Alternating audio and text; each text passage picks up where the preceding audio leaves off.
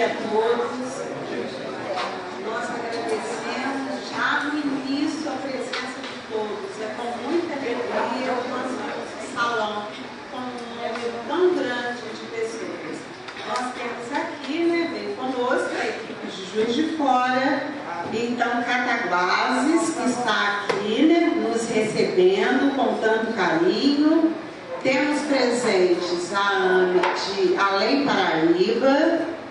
Bicas hoje não conseguiu mandar representante, eles têm um evento lá. Nós temos Leopoldina, me ajuda, Muriaé, Ubá. Astolfo Dutra está aí? Não, ainda não chegou, né? A AME de Muriaé, o pessoal ainda está subindo, eles atrasaram um pouquinho, eles estão no café. E Além Paraíba, já falei. Deixei de citar alguma AME, que tem gente presente aqui? Então, nós queremos agradecer a presença de vocês. É muito importante para o nosso movimento de unificação que todos nós estejamos nessas reuniões.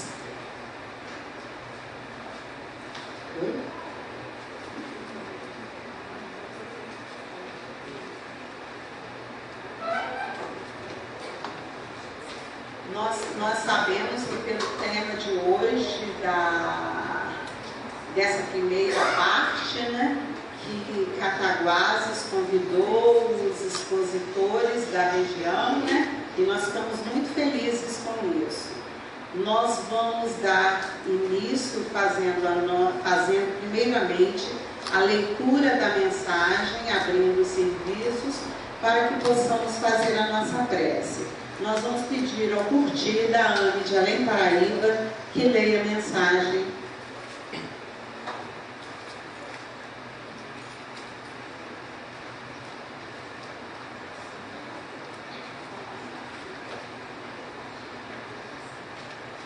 Bom dia a todos, muita paz, né? Que Jesus nos abençoe. Vamos à nossa leitura de introdução. Então, bem-vindos, né? Como já foi dada a saudação aí pela Denise, e a página do livro Pão Nosso, uma obra já conhecida de todos nós, obra de Emmanuel, Chico Xavier, ou não, e a luta. Mas seja o vosso falar sim, sim, não, não. Uma citação de Jesus que Mateus anotou no capítulo 5, versículo 37. Anda de acordo com as missões do Evangelho, mas não permitas que o teu amor se converta em grilhão, impedindo-te a marcha para a vida superior. Ajuda a quantos necessitam de tua cooperação. Entretanto, não deixes que o teu amparo possa criar perturbações e vícios para o caminho alheio. Atende com alegria ao que te pede um favor. Contudo, não cedas à leviandade e à insensatez. Abre as portas de acesso ao bem-estar. Abre as portas de acesso ao bem-estar aos que te cercam, mas não ouvides a educação dos companheiros para a felicidade real. Cultiva a delicadeza e a cordialidade. No entanto, sê leal e sincero em tuas atitudes. O sim pode ser muito agradável em todas as situações, todavia, o não, em determinados setores da luta humana, é mais construtivo. Satisfazer a todas as requisições do caminho é perder tempo e, por vezes, a própria vida. Tanto quanto o sim deve ser pronunciado sem incenso bajulatório, o não deve ser dito sem aspereza. Muita vez é preciso contrariar para que o auxílio legítimo se não perca. Urge reconhecer, porém, que a negativa salutar jamais perturba. O que dilacera é o tom contundente do qual é vazado. As maneiras, na maior parte das ocasiões, dizem mais que as palavras. Seja o vosso falar sim, sim, não, não. Recomendo o Evangelho. Para concordar ou recusar, todavia ninguém precisa ser de mel ou de ferro. Bastará lembrarmos que Jesus é o Mestre e o Senhor, não só pelo que faz, mas também pelo que deixa de fazer. Muita paz.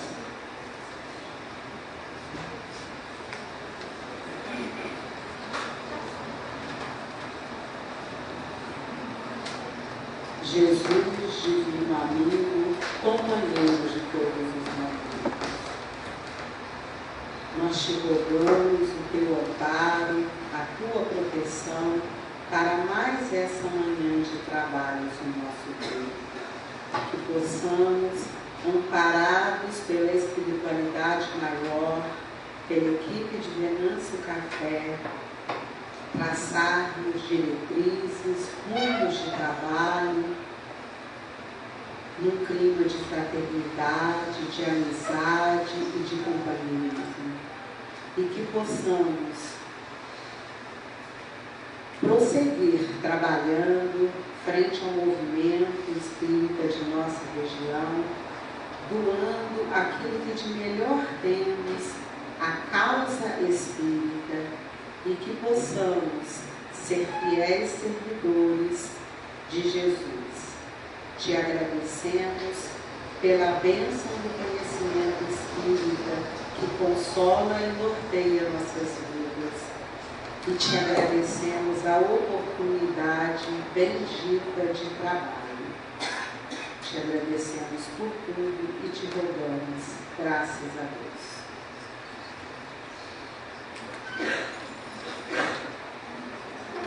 Bem, como é de praxe, né, nós vamos começar com a leitura da ata da reunião anterior.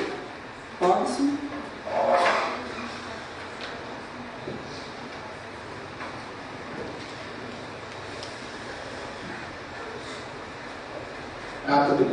Ata da reunião do Conselho Regional Espírita da 7ª Região, 7º CRE, realizada no dia 22 de maio de 2016 no Centro Espírita Amor em Deus, localizado no endereço Rua Expedicionário Manuel de Souza, Vila Laroca, Além Paraíba, Minas Gerais. Denise Ribas, presidente do 7º CRE, com a prece inicial, iniciou a reunião às 9h05. Estavam presentes as amas de Bicas, Cataguasas, Leopoldina, Além Paraíba, Juiz de Fora, Muriaé e Ubá. Em seguida, a palavra foi passada para Adriano Genovez, AMA Juiz de Fora, que fez a leitura da mensagem Trabalho, Solidariedade e Tolerância de Emmanuel, tipografia de Francisco Cândido Xavier, do livro Luz no Caminho. A prece inicial foi proferida por Denise Ribas, presidente do 7º CRE. A seguir, Robson Carreiro da Silva, diretor do 7º CRE, leu a ata da reunião anterior, ocorrida em Leopoldina, sendo a mesma aprovada. Em seguida, a palavra foi passada para Emanuel Felício da AMA de Fora, que dialogou com os presentes sobre a integração dos diversos setores no acolhimento nas casas espíritas. A recepção deve ser cordial, gentil, natural e sincera. Quanto ao atendimento fraterno, deve ser individual e reservado. Nós que trabalhamos para Jesus devemos ter em mente que o frequentador de uma casa espírita é convidado de Jesus em nossa casa. A recepção deve estar presente em todas as atividades da casa espírita, sendo o cartão de visitas de qualquer instituição, seja ela religiosa ou não. A bibliografia sugerida para o tema: Orientação ao Atendimento Espiritual no Centro Espírita, FEB, Brasília, 2015. Daisy Jockinson Machado, em Acolhimento Fraterno na Casa Espírita, Federação Espírita do Rio Grande do Sul. Joana de Ângeles, tipografia de Divaldo Pereira Franco, em Atendimento Fraterno. Projeto Manuel Filomeno de Miranda, Salvador, Leal Editora, 1998. Após um breve intervalo, para a segunda parte, às 10h30, houve a divisão dos grupos. Com a volta de todos ao salão principal, ao final, os diversos setores apresentaram um resumo sobre o que houve em cada área. Dirigentes. Com a presença de 11 pessoas e com a presença dos dirigentes de Além Paraíba, Juiz de Fora, Cataguases, Leopoldina e Astolfo Dutra, Pedro Paulo se apresentou como novo presidente da AME Leopoldina, bem como Luísa Mello, que é a nova vice-presidente da AME Cataguases. Marco Curti, AME Além Paraíba. É só Paulo. Não tem Pedro Paulo, não? Só Paulo.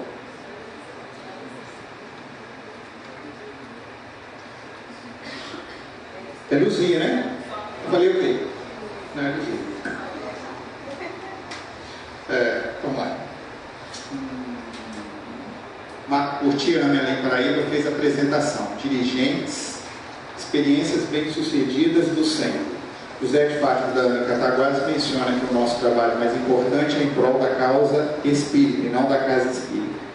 Curti cita que a presença do presidente da AME é importante nas reuniões do SEM, por envolver o SEM na preparação dos eventos, comunicar a respeito dos projetos, prestação de contas, preparação de eventos, apresentar e receber sugestões, envolvê-los na montagem do calendário anual, incluindo os eventos das casas, evitando-se conflito de atividades. Também as reuniões do SEM são feitas em diversas sedes das casas espíritas. As sugestões de funcionamento do SEM devem ser adaptadas à realidade de cada AME, porém elas permitem uma maior aproximação das casas. Luzia Mello narra o fato de muitas casas não quererem receber a diretoria das AMEs ou reuniões do SEM. Henrique Carvalho, da AME Além Paraíba, cita que já atuou em Cataguases. Responde dizendo que ocorre que as casas têm a falsa ideia de que as AMEs são fiscais das mesmas. Denise Ribas menciona que isso demonstra a importância de se propor encontro de dirigentes. Curti diz que o DDD da AME Além Paraíba serve a expositores que falam em nome da AME. Conforme solicitação dos dirigentes presentes, o tema da primeira parte do próximo encontro será expositor espírita, fidelidade doutrinária e compromisso à causa espírita. Em seguida, Denise convida todos os presidentes de AME para que participem do próximo COFENG regional, que ocorrerá no dia 2 e 3 de setembro na cidade de Barbacena. E também menciona que as despesas de hospedagem e de transporte saindo de Juiz de Fora serão custeadas pela AME de Juiz de Fora. E agora está tudo certinho? Beleza. DCSE foi discutido sobre a metodologia de ensino do ESG, apresentando reflexões e propostas de reordenamento de temas da apostila da FEB sem alterar o conteúdo. Ok? Dando presentes às AMEs de Além Paraíba, Felipe Maria de Lourdes, Alice Margarete Antônio, Leopoldina Denise, Muriaé Pedro, Vicas Rômulo, Astolfo Dutra Luciano, Juiz de Fora Leci Simone Geraldo Soares. Apesar de constar na carta de convocação um assunto sobre estudo e disciplina, o GT da AME JF trouxe o estudo idoso na tarefa mediúnica, quando parar. Após a apresentação por Simone Meirelles, AME de Juiz de Fora, sobre o idoso no centro espírita, em que ela enfocou como base nos estudos da psicanálise sobre a ótica de Freud, buscou o complemento doutrinário, enfocando a necessidade do estudo da doutrina e dos assuntos da mediunidade para auxiliar a cada um a discernir e fazer suas escolhas de fórum íntimo. O ideal para as pessoas é, durante a vida, encaminhar para outros focos de atuação essas energias.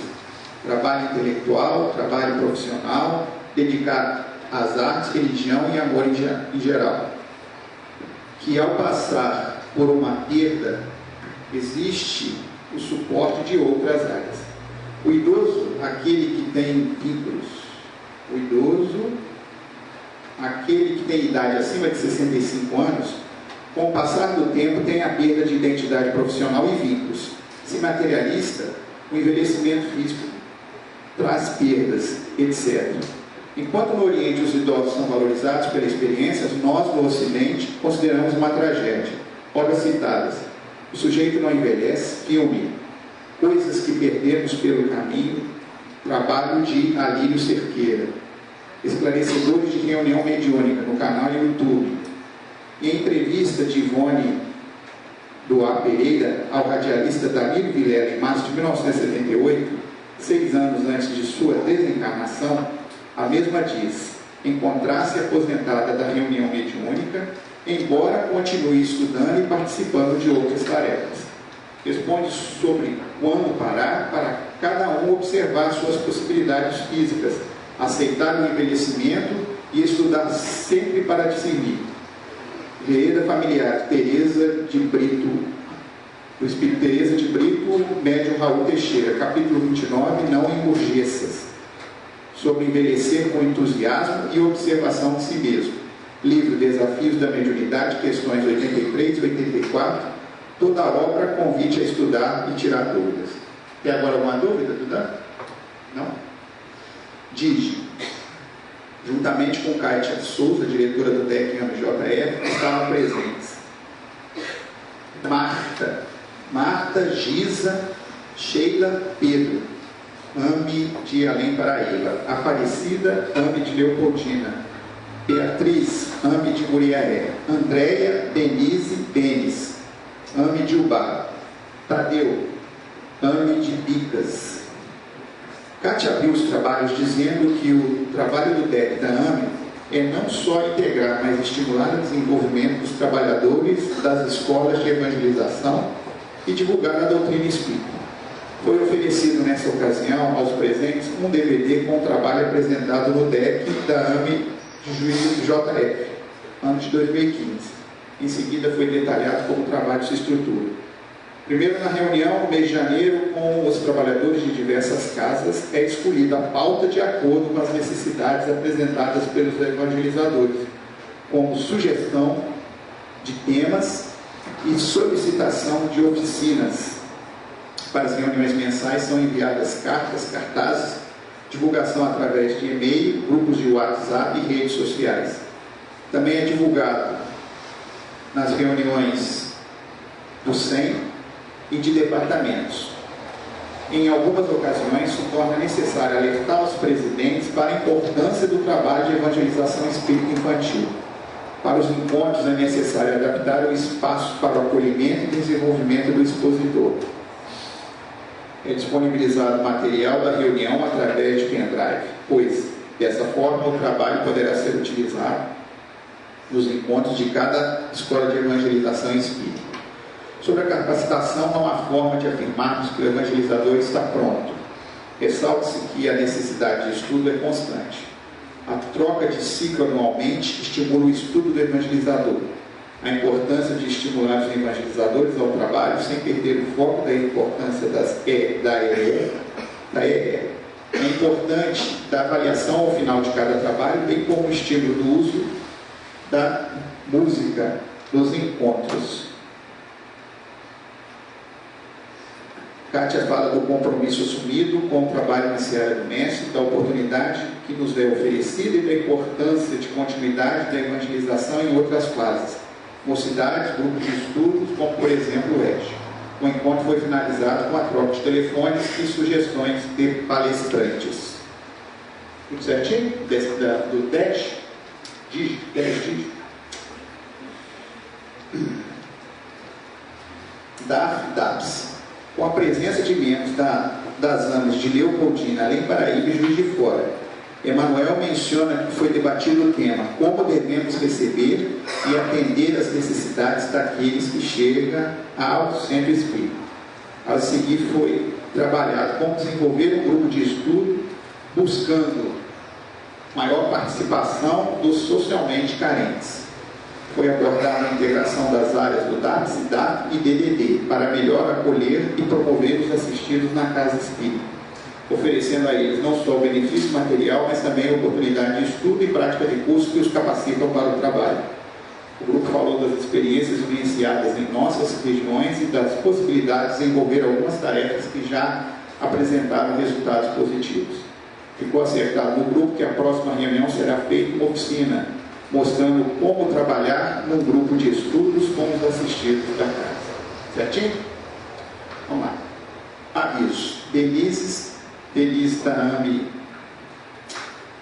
JF anuncia o cancelamento do apoio da TV Mundo Maior, em função de se ter observado por vários confrades que o conteúdo da maior parte de sua programação não se compromete com os princípios da doutrina espírita.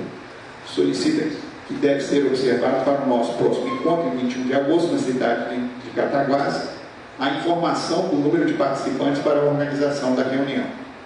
Anuncia o seminário Uniação sob responsabilidade de Paulo Brumano, secretário do COFENG, que ocorrerá no dia 18 de junho na Casa Espírita de Juiz de Fora. Ele é voltado para trabalhadores das casas. Denise convida a todos para a oficina de atendimento espiritual, que ocorrerá no dia 4 de junho, na sede da UNMG em Belo Horizonte. A Mimicas informa sobre o 12º Festival de Música Espírita no Espaço Cultural Cida Nunes, 12º Festival de Música Espírita no Espaço Cultural. Cida Nunes, da AME Leopoldina, convida para o seminário Prática de Incentivo da Evangelização, no dia 4 de junho. Eu coloquei aqui Pedro Paulo, é São Paulo, né? É o Pedro Paulo mesmo. Me ajuda aí. Pedro Paulo convida para o chá beneficente a ser realizado. Esse é Paulo. Pedro Paulo foi o que fez os seminários. Esse é Paulo. Então é só Paulo. Paulo convida para o chá beneficente a ser realizado no Clube do Moinho, dia 26 de junho. Também comenta que durante o Festival Gastronômico, dias 27 a 30 de julho, na cidade de Piacatuba, o Centro Espírita Eurico Barçanufo manterá a casa aberta todos os dias para reunião pública. Também divulga o lançamento do livro organizado. Quem organizou o livro dos poemas da Beth Montenari? Maria José Salles. É com ele só? Tá. Fazer essa coleção. Ó, o Festival Gastronômico é no distrito de Piacatuba. Piacatuba é na cidade. Ah, tá. Então, peraí. Distrito, né? Tá. Então, o lançamento do livro organizado por Maria José Salles com poemas de Beth Montenari. José Fátima comunica a 65ª Semana Espírita de 23 a 31 de julho em Cataguás. Marcos Curti convida a todos para o 15º SEAPS, que ocorrerá dia 29 de maio na Escola Estadual São José, aqui em Além Paraíba, às 13h10, com a prece final proferida por Marcos Curti. A reunião se encerrou. Eu, Robson Carneiro da Silva, diretor do Cerco do CRE, lavrei a presente ata que segue assinada por mim, acompanhada da presidente do CRE, Denise Rivas Ribeiro. A data do COFEG é 3/4 de setembro.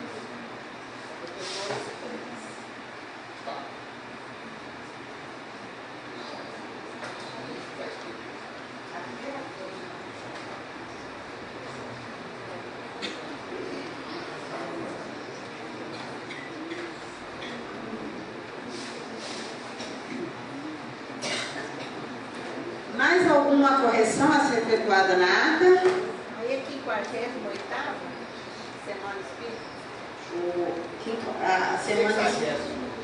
50ª. 58. 58. Mais alguma correção? Então a ata está aprovada. Então nós vamos dar sequência pela nossa pauta. A primeira parte, fidelidade doutrinária e compromisso à causa espírita, que vai ser feita pelo nosso companheiro Daniel Salomão, de Juiz de Fora.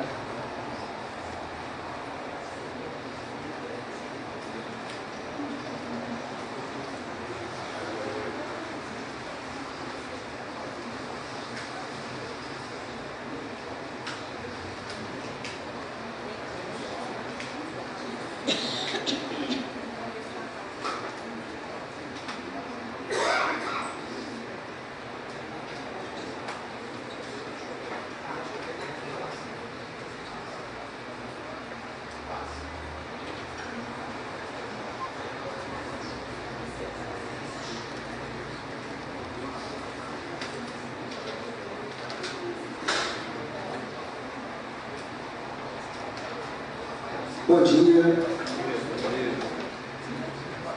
Falar de fidelidade doutrinária e compromisso com a causa espírita é um tema fundamental para nós, trabalhamos com movimento ou com divulgação de doutrina. De certa forma, é falar de tudo que envolve o movimento espírita. Falar de tudo que envolve o centro espírita. E, obviamente, a gente não consegue abordar tudo que envolve o centro espírita numa reunião com pouco tempo, né? Como nós estamos aqui. Então, a escolha que nós fizemos foi de focar a questão da fidelidade e do compromisso na exposição espírita, na palestra pública. É claro que a gente, muito que nós vamos conversar aqui pode e deve ser aplicado à tarefa de evangelização também, juvenil e infantil, como também a tarefa de exposição na assistência social. Tá? A questão do aspecto mais na área da mediunidade, a gente não vai tratar aqui, tá bom? Uma coisa importante, como todo trabalho de unificação, o nosso objetivo é trocar ideia, trocar experiência e refletir. Acredito pessoalmente que a maior parte dos pontos que nós vamos tratar vão ser consensuais, mas isso não é uma exigência. Então, cada um de nós, se tiver uma opinião contrária, ou também se tiver algo a acrescentar, a contribuir, isso é extremamente bem-vindo, tá? Fiquem totalmente à vontade para interromper e acrescentar.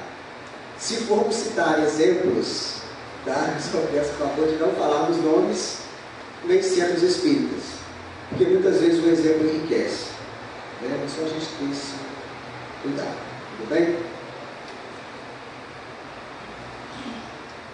Bem, o nosso exemplo maior para tudo, e também, claro, na questão de fidelidade, de compromisso, de trabalho na divulgação espírita cristã, é Jesus.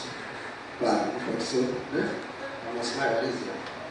Essa imagem eu acho muito interessante, não sei se está claro para todos, um campo de trigo, e naturalmente ela nos remete à tarefa de Jesus, à mensagem, ao que Jesus trouxe para nós.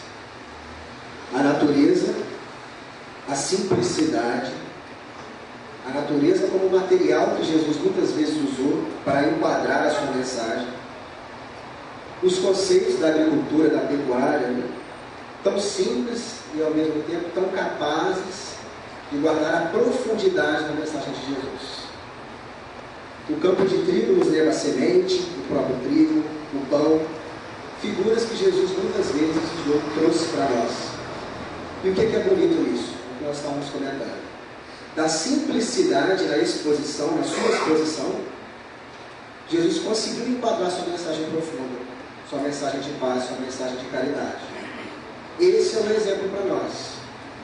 Nós, como expositores, como dirigentes, sempre primarmos pela simplicidade, pelos exemplos que as pessoas possam compreender, possam entender. Nós vamos falar, vamos aprofundar um pouco mais disso, mas o básico da nossa conversa é isso aí, é Jesus. É o exemplo que Jesus trouxe para nós em todas as suas tarefas, mas principalmente no que nos interessa mais hoje, na questão da exposição da mensagem. E essa mensagem de Paulo de Tarso é muito interessante. A questão de nós, expositores, na hora de falar, não saia da vossa boca nenhuma palavra torpe, mas só a que for boa para promover a edificação, para que dê graça aos que a ouvem. A carta aos Efésios, na referência mostrada. Então que a gente sempre se lembre disso. A palavra, tem muitas mensagens de Emmanuel interessantíssimas sobre a questão da palavra, mas a palavra tem um poder muito grande. E que a gente sempre reflita nisso, sempre se lembre disso. Tudo que a gente fala numa exposição espírita, na verdade, tudo na nossa vida, a gente sempre deve guardar a preocupação com o outro, com o que vai ouvir, com o que vai nos escutar. Isso é muito útil para nós. Mas bem, se nós vamos falar aqui de fidelidade, compromisso, de exposição espírita, a gente tem que ter em mente a finalidade do espiritismo. Algo que nós não podemos esquecer jamais, e que muitas vezes nós percebemos esse problema. Qual a finalidade do espiritismo na Terra? Qual o motivo disso? Para que o espiritismo? Isso tem que estar bem esclarecido entre nós. E nós vamos encontrar em Kardec, e no Espírito também de obras subsidiárias, explicações bem claras, bem interessantes sobre isso. Kardec vai dizer para nós, essa talvez seja a frase mais clara sobre isso. Está na Revista Espírita, julho de 59. O objetivo do Espiritismo é de tornar melhores aqueles que o compreendem. E aí tem duas palavrinhas aí que são interessantíssimas. Melhores. Né? O que é ser melhor? Né? Moralmente, intelectualmente. E o final ali, compreendem, compreensão. Não adianta eu trazer uma mensagem belíssima, mas de uma forma que as pessoas não compreendem. Tem um comentário muito interessante do Evangelho segundo o Espiritismo, não vou me lembrar a referência, sobre a questão das preces inteligíveis. Vocês vão se lembrar disso, né? Tem muito a ver com isso aqui. Não adianta eu trazer uma mensagem rica, uma intenção nobre, se eu não estiver me preocupando com a compreensão. Então, olha que interessante, tornar melhores, e no caso, né, nós sabendo que não nos cabe melhorar ninguém, né, o que é tornar melhores?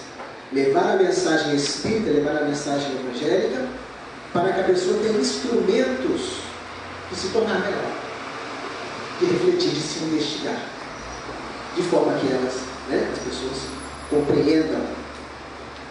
No Evangelho segundo o Espiritismo, lá no capítulo 6, item 4, o Espiritismo realiza o que Jesus disse no Consolador prometido: conhecimento das coisas, fazendo que o homem saiba de onde vem, para onde vai e por que está na terra. Questão intelectual importantíssima. Atrai para os verdadeiros princípios da lei de Deus e consola pela fé e pela esperança. A mensagem espírita é uma mensagem de fé, é uma mensagem de esperança. Isso é algo que nós temos também, nós vamos falar mais disso daqui a pouco. A palestra pública não pode ser uma palestra em que a pessoa saia mais triste do que entrou. Tanto que muitas vezes pessoas em grande sofrimento vêm buscar o centro espírita. A mensagem espírita tem que ser de fé, tem que ser de esperança. É o consolador prometido. Por favor. Observando o inteligível e o ininteligível, voltando ao item anterior, nós temos que estar atentos para quem estaremos falando, né? Sim, vamos abordar Porque isso. senão aprofunda tanto que fica ininteligível a nossa mensagem. Exatamente. Fica muito bela para o expositor, mas não para quem não ouve. Usar o vocabulário adequado, de acordo com a casa, se usar o vocabulário. Sim, mas nós vamos falar disso. Guardem, vamos falar disso. E uma mensagem de Emmanuel no livro Consolador, também esclarecida para nós, esclarecedora para nós. O Espiritismo é cristianismo, né? Não possui finalidade maior que a de restaurar a verdade evangélica para os corações desesperados e descrentes do mundo. Espiritismo é evangelho. Não trazer o evangelho para a exposição espírita é perder o que nós temos de mais rico. É perder a palavra daquele que nós temos como referência maior que Jesus. Esse é o ponto para encerrar essa questão da finalidade, né? Tem que ficar claro. Evangelho. Importância de Kardec, nosso segundo tópico. Recentemente, eu não sei se isso acontece com vocês, né? Às vezes eu escuto algumas coisas assim, não, de Kardec, gente, o importante é o livro dos Espíritos e o Evangelho segundo o Espiritismo. Já ouviram isso? Recentemente já até ouviram, não, o que importa é só o Evangelho segundo o Espiritismo. Nós não podemos concordar com isso. Será que os Espíritos então teriam perdido o tempo deles? Trazendo as demais obras de Kardec? No ano passado nós comemoramos, né, os 150 anos de publicação da obra O Céu e o Inferno. E aí nos trabalhos que eu observei, participei, nós fomos percebendo como que essa obra, né, O Céu e o Inferno, uma obra fundamental para nós, é deixada de lado no movimento espírita. Nós percebemos isso, não sei se vocês têm a mesma percepção. E isso jamais pode acontecer. Allan Kardec é a nossa base, tanto nos conceitos básicos, nos pilares da nossa doutrina, quanto na questão dos métodos seguros que nós adotamos para as novas ideias que vêm. Novas ideias que eu digo nas obras subsidiárias. Kardec é o método e a base. Se nós, na exposição espírita, seja para qualquer idade, para qualquer público, né, desconhecermos ou não valorizarmos a obra da codificação, gente, nós estamos perdidos. Olha o que a Ivone Pereira vai falar para nós. É uma obra que eu recomendo, gente, que essa obra, A Luz do Consolador, não sei se todos conhecem. É uma obra que a FEB reeditou recentemente, que reúne artigos da Ivone Pereira publicados na revista Reformador. E é uma obra que ela é toda voltada, se vocês forem ler os artigos, né? A questão do movimento espírita. Fundamental para nós, tá? E é uma obra, inclusive eu esqueci de trazer, eu vou até trazer aqui para ler alguns trechos. Ela vai falar muito desse tema. Vocês vão ver que eu vou citar algumas vezes. Aí vamos. E a pergunta que ela faz, né, gente? Que espécie de ensino doutrinário poderemos ministrar a uma criança ou a adultos se nós mesmos declaramos nada conhecer de doutrina espírita e de evangelho, nem mesmo as indispensáveis obras da codificação do espiritismo? Sem a base, gente, nós não conseguimos construir nada.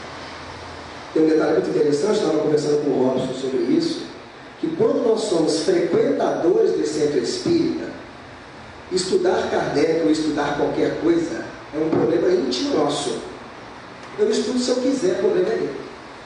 Mas a partir do momento que eu me disponho a trabalhar pela causa espírita, da evangelização, na palestra pública, que seja em qualquer coisa, o estudo, o conhecimento doutrinário passa a ser uma questão de caridade, passa a ser uma questão de ética, de amor ao próximo. Se eu estudo para mim, o problema é meu. Eu não vou estudar, o problema é meu. Se eu me torno ou quero me tornar um trabalhador espírita, isso se torna uma obrigação fundamental. Sem isso não tem trabalho. Não tem trabalho com qualidade. Não tem compromisso, não tem fidelidade. Aliás, vai de encontro a exortação do Espírito de Verdade, está ali o nosso painel ali, quando diz a espíritas, amai-vos. É esse o primeiro ensinamento, instruí-vos. Né? Eu tenho certeza que todos nós espíritas devemos nos instruir, porque a doutrina espírita é uma doutrina racional. Né? Então nós temos todos que nos instruir, e muito mais ainda aquele que sobe à tribuna. Exatamente. Uma responsabilidade muito grande que nós temos. E nos instruir prioritariamente a partir da base. Exatamente. Lê-se tudo, menos estudar a base. É muito interessante isso, Coutinho, porque às vezes, é claro, quando a gente entra no espiritismo, né, conhece, muitas vezes a gente lê outras obras. Né? A gente começa a ler no nosso lar, né? Mas quando nós começamos a trabalhar, gente, ou nos propomos a trabalhar, a gente tem que voltar à base. Então, às vezes, é muito interessante, nós vemos pessoas começando o espiritismo lendo Manuel Flamengo de Miranda, lendo livros mais aprofundados de André Luiz. Isso causa até choque na pessoa. Imagina você ter contato com um caso grave de obsessão, uma obra de Filomeno, que são obras hipnotistas, sem ter base doutrinária. A pessoa não dorme. A pessoa vai embora do centro. Entendeu? Então, quando a gente se dispõe a estudar para trabalhar, a gente tem que começar na base. Porque essas obras, elas têm pré-requisitos. Senão a gente acha que está entendendo, não está entendendo. Né? Então, cuidado que a gente tem que ter mesmo. E essa frase muito famosa, atribuída a Emmanuel, né? Inclusive eu tive muita dificuldade em encontrar a fonte, nós vamos falar da fonte daqui a pouquinho. Se algum dia os meus ensinamentos estiverem em contradição com Allan Kardec, fique com Kardec e esqueça o que eu disse. Está nesse livro aqui, No Mundo de Chico Xavier, organizado pelo Elias Barbosa. Ou seja, as obras subsidiárias, o nome que nós usamos, são subsidiárias, tem que ser submetidas ao crivo, ao método que nós falamos. Não, nós vamos falar do método daqui a pouquinho. Do método, Kardec mostra para nós. Se eu pego uma obra subsidiária de um médium conhecido ou não, de um espírito conhecido ou não, e vou ler, olha a recomendação que o próprio Emmanuel nos dá, um espírito que nós respeitamos muito, né? que trabalhou com o médico, nós respeitamos muito. Se eu falar alguma coisa que contraria Kardec, esquece que eu estou falando. Olha que interessante, que humildade, que grandeza desse espírito. Olha a importância de Kardec. Agora, né, continuando, né, que nós estamos falando, a importância do estudo agora como um todo, né, incluindo tanto Kardec, como, claro, as obras subsidiárias que são fundamentais para nós também. Olha que a Ivone, mais uma vez, a Ivone ela fala mesmo, né? Uma tribuna espírita, já foi até alguns de nós, já até comentou aqui, não pode ser franqueada a pessoas desconhecedoras do assunto a tratar. ou aqueles que têm preferência por veicular ideias pessoais. Opiniões pessoais absolutamente não servem à doutrina que todos desejamos seguir. Olha que interessante. E aí só um detalhe no início, né? Nós estamos conversando aqui, claro, entre expositores, mas também entre dirigentes. Então, uma das finalidades da nossa apresentação é que nós, dirigentes, tenhamos cuidado com convites, com indicações e com o que esperamos das palestras públicas. Porque muitas vezes somos nós que convidamos, não é verdade? Somos nós que marcamos as palestras. Então, isso aí é muito mais uma questão do que esperar da palestra do que como fazê-la. Tá? Claro que serve também, obviamente, né? Para nós expositores. E a questão da ideia pessoal. E eu não estou falando do caso pessoal, não, mas vou falar disso também. Né? Tem o caso pessoal e tem a ideia pessoal. Nós temos que tomar muito cuidado com isso, gente, porque nós somos muito imperfeitos. Nós não somos autoridade ou não temos conhecimento suficiente para trazer opiniões pessoais, que muitas vezes contradizem as opiniões espíritas. Então a questão da preparação da palestra, muitas vezes, não sei se talvez por falta de conteúdo, nós acabamos por acrescentar opiniões e ideias pessoais. Isso absolutamente não serve à doutrina. Não serve. A nossa opinião pessoal pode ser até correta, mas nós não temos autoridade para dizer se é. Então o que é correto para nós? Qual que é a nossa base, a nossa segurança? É Jesus e Kardec. E nós vamos ver a questão do método daqui a pouco, né? O famoso controle universal dos seus espíritos. Vamos chegar nesse ponto. Mas muito cuidado com isso, gente. Nós temos a grandeza de Jesus, a grandeza de Kardec e outras obras, né, seguras. Quem somos nós para pensar que a nossa opinião pessoal tem mais valor do que a deles? Complicado, né? E a abordagem também de determinados temas, às vezes a pessoa convida para você abordar tal tema. E a gente não tem, de repente, um domínio daquele tema. Aí, por vaidade aceita, e depois não desenvolve a contenda. Então, melhor dizer, o outro tem um companheiro aqui que tem mais domínio desse determinado tema. Eu recomendo ele. É a questão do nosso objetivo, né? Qual que é o nosso objetivo na doutrina espírita? É o ganho pessoal ou é o ganho do grupo? O ganho do grupo, né? Essa questão da opinião pessoal tem aquele fato, talvez, o orador contar fato pessoal. Não, isso é outro caso. Vou chegar lá. Que é o caso. Ah, vou contar um caso da minha vida. É outra coisa. Vou chegar lá. E aí outra coisa em relação ao estudo, ao que nós às vezes subestimamos, né? O estudo fiel dedicado aos evangelhos, portanto, e também da doutrina dos espíritos, é indispensável àquele que deseja prestar sua colaboração. Agora olha o que está em negrito. Não se aprendem tais noções em 1 ou 2 anos, ou apenas através de intuições, ou ainda por ouvir falar a respeito. O estudo daquele que se dispõe a expor, a doutrinar, a evangelizar, aos grandes, né? Todos os maravilhosos e importantes trabalhos que nós temos, gente, tem que estudar pesado.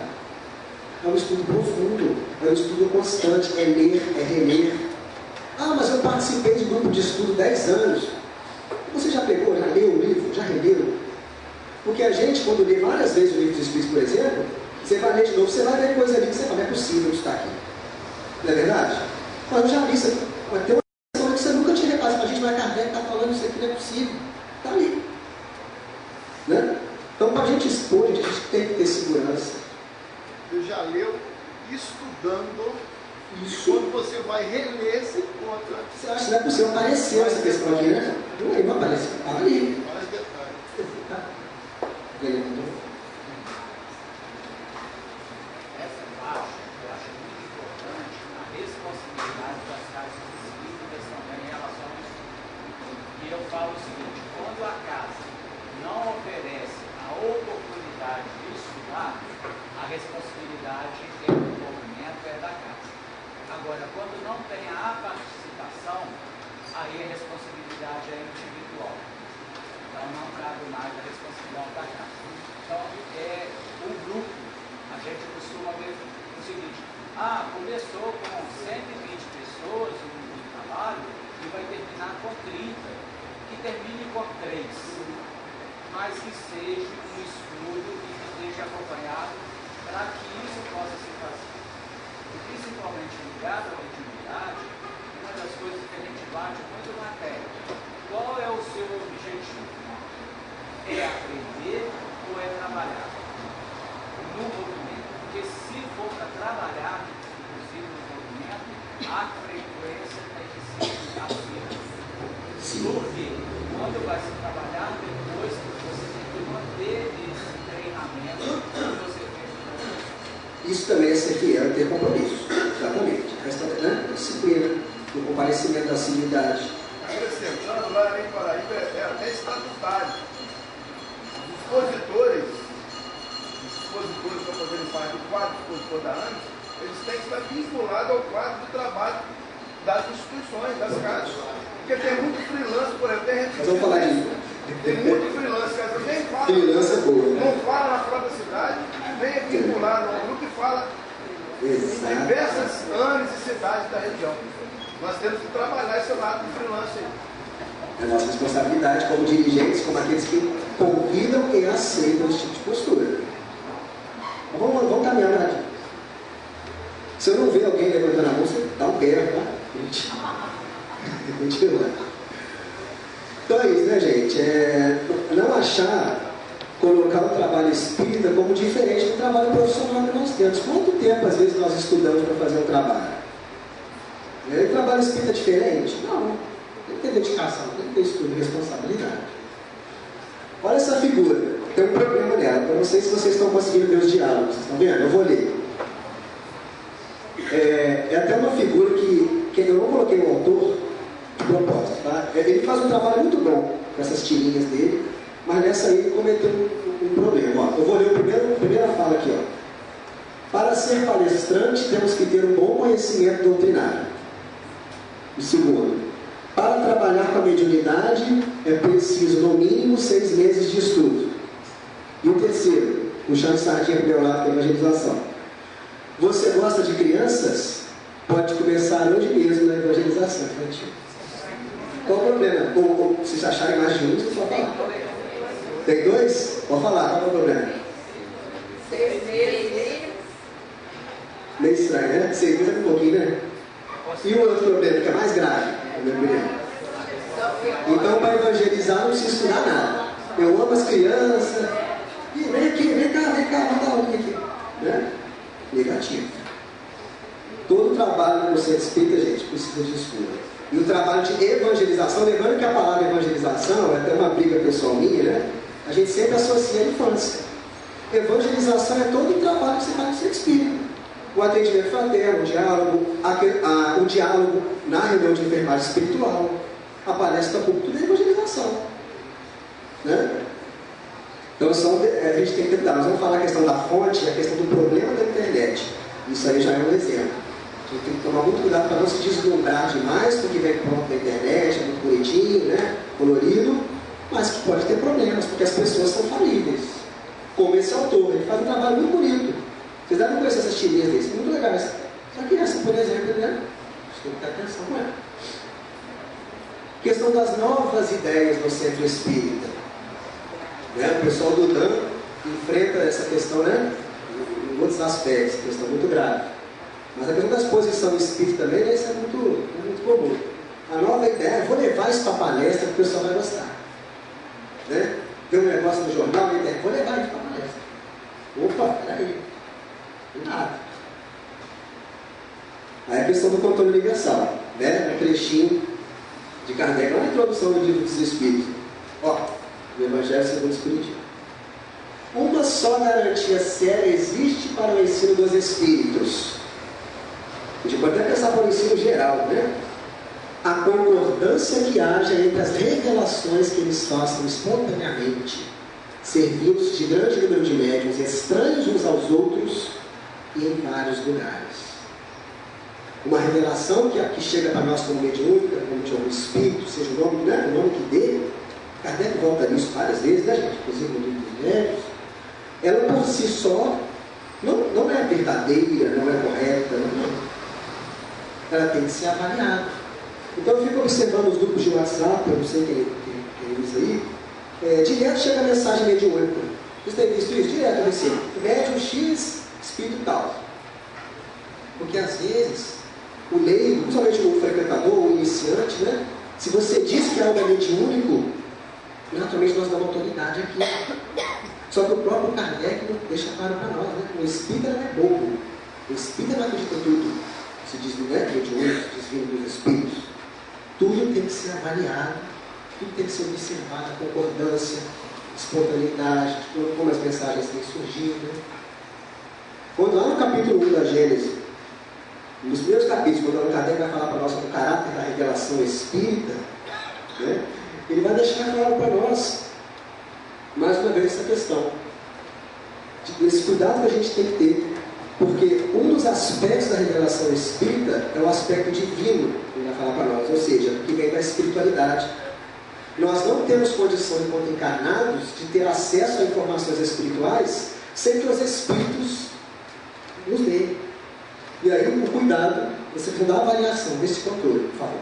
Nós temos que tomar muito cuidado realmente com isso, porque eu sou totalmente assim, entusiasmado com isso que o Kardec disse na introdução praticamente do Evangelho, que a gente deveria ter muito cuidado com as novas revelações que fossem chegando. Porque elas continuariam a chegar pela obviedade da revelação que sempre teve antes de Kardec as codificou e que continuariam a ter. Só que era para observar, né, o consenso delas. Então eu acho que passa muito aí também pelas livrarias espíritas ver quais são os títulos e quais são os autores que nós estamos colocando nas nossas estantes, porque tem muito livro que se diz espírita que de espírita não tem nada, pode ser colocado como espiritualista. Mas com espírita, né, tem muitas coisas ali que a codificação nem ventila. Né? Logicamente para ele perguntar assim, mas são revelações que estão vindo agora. Beleza, mas tem consenso sobre elas? Né? Exatamente. É claro que a gente não vai conseguir entrar nesse aspecto da literatura, mas muito bem colocado. Mas entra no aspecto da fonte, né? Às vezes a gente vai fazer uma palestra, traz um livro, e hoje em dia, gente, publicar livro é muito fácil. Fazer uma capa bonita é muito fácil. Vocês vão numa livraria qualquer, espírita ou não, se vocês forem no setor de livros espíritas, vão ver de tudo lá. E se vocês pegam umas capas, gente, dá vontade de ler.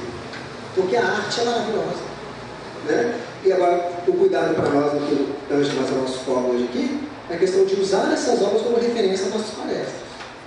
Uma coisa que eu tenho percebido, obviamente, no nosso foco é a questão, né, doutrinária aqui especificamente, né, é a questão de animais no plano espiritual. Vocês podem observar, tem saído muito livro sobre isso, com informações contraditórias entre si e incompatíveis com informações da codificação e até de obras subsidiárias mais consagradas. Só um exemplo, vocês vão observar. Folhei para vocês verem, vocês vão livrar livros sobre animais no plano espiritual. Né? A gente tem que tomar muito cuidado com isso. Aí, ó, você até tocou nessa questão da sedução, do entusiasmo. A gente se empolga, né? Está lá no livro que é o Espiritismo, no capítulo Biografia de Kardec, é uma frase de Kardec. É preciso, pois, evitar o deixar-se seduzir pelas aparências, a capa do livro. Tanto da parte dos espíritos quanto da dos homens. É preciso, antes de tudo, fugir ao entusiasmo que cega. É preciso que tudo seja friamente examinado, maduramente pesado, confrontado. A gente se seduz pela aparência num artigo de internet, numa apresentação de PowerPoint com imagens belíssimas. Não há muito cuidado com esse tipo de coisa. É a questão do entusiasmo, vem uma coisa nova, vem uma coisa ali que chama a atenção. Se eu não analiso friamente, eu aceito aquilo, eu levo isso para a palestra. E a gente jamais pode fazer isso, né? Só um curtir. Nós temos que ter cuidado para não nos deixar seduzir por esses temas. E abrindo mão dos prioritários mais importantes. Você se aprofunda naquilo, vai querendo mais, abre mão de tudo que é mais importante. É a sedução. É a sedução. E Jesus, gente, a mensagem de Jesus, às vezes surge assim, né? Em relação a Kardec, mas Jesus, não, mas isso aí, nós estamos em outros tempos agora, né? Claro que não, gente. Uma vez um jovem comentou comigo, não, nós temos que atualizar as parábolas de Jesus, porque, mas era um jovem, né? Mas a ideia surge, porque hoje em dia o jovem não sabe mais o que é semear, que é pastor, o que é ovelha, gente. É claro que a gente entende, é claro que a gente sabe, né? O jovem não sabe o que é um arado, explica o que é um arado para o jovem, né? Então eu tomo mais cuidado com esse tipo de ideia. O entusiasmo. Você fala, né?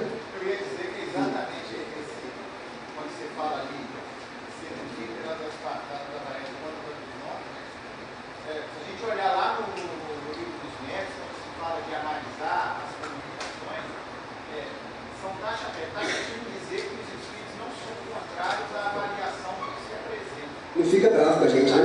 Não fica, não. Se houver alguma mensagem só porque é um orador famoso, um médico famoso, a gente aceitar aquilo ali como sendo verdade. Mas o Emmanuel fala, a gente fala assim, nossa, mas Emmanuel falou. O próprio Emmanuel fala, se eu falar a aula contra a Kardec, me esquece, tem que ir para Kardec. A gente tem que ter essa observação, esse cuidado, e que não é também consenso atual ou opinião pessoal. Está em Kardec, né? Vocês estão entendendo o nosso vazamento aqui? Não é Kardec. Mas alguém vai falar? Vamos prosseguir com o assunto, continua. A obra, né? Já vi casos de edição de livro aqui na região mesmo, que chegou um livro muito bom trabalho, mas ele chegou a falar, o trabalho é meu.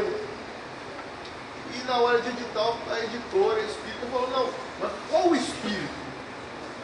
O trabalho é meu, não é? Encarnado. Não, ele só publica trabalho com o nome do espírito. Dá mais autoridade? Pois é, engano. Kardec, naquele texto que nós citamos da Gênesis, ele vai falar, o espírito é uma revelação de caráter divino, mas de caráter científico, no sentido de humano. Nós também, né, construímos o espírito. As suas bases, claro, estabelecidas. Né? Cuidado também de determinados palestrantes usarem fulano que falou.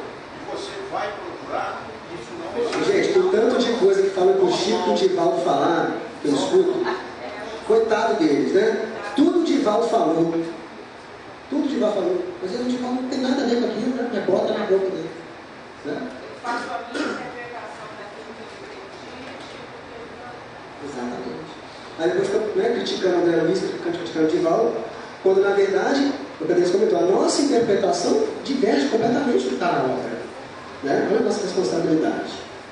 E a questão do friamente, gente, principalmente quando é uma mensagem, vamos supor, às vezes surge o nosso centro espírita, com psicografia.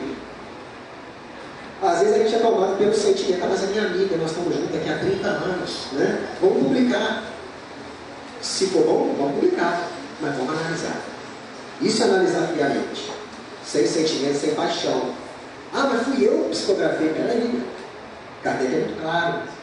Vamos analisar. O médium pode se equivocar, o espírito pode não ser o que eu estou, né? Ou pode não ter a evolução que eu imagino que ele tem, porque nós somos falíveis. Por isso a importância do grupo. E aí já toca no assunto do expositor freelancer. Vamos chegar lá.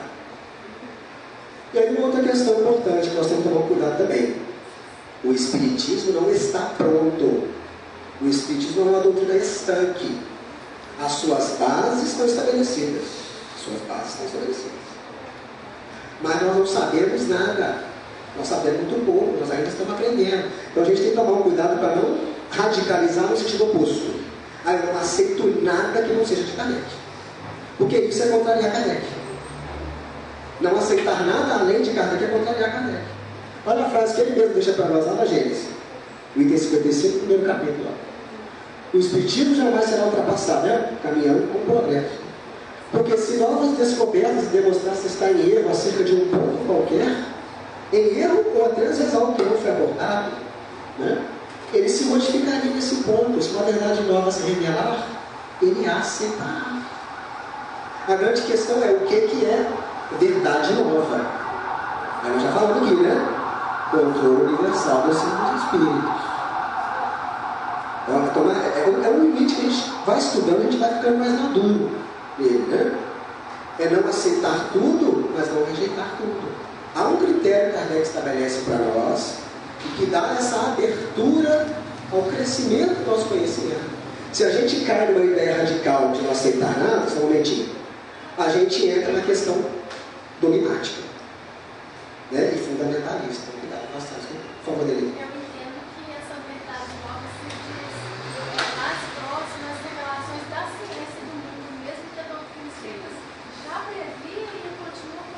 Sim. Né? Como no caso do estudo da matéria, da estrutura atômica, que não tinha na época dele, ou das moléculas, das bactérias, seja o que for, faz tempo aí, 20 anos depois, né? Muito bem colocado. E todas as outras coisas a respeito do espírito só vão sendo provadas.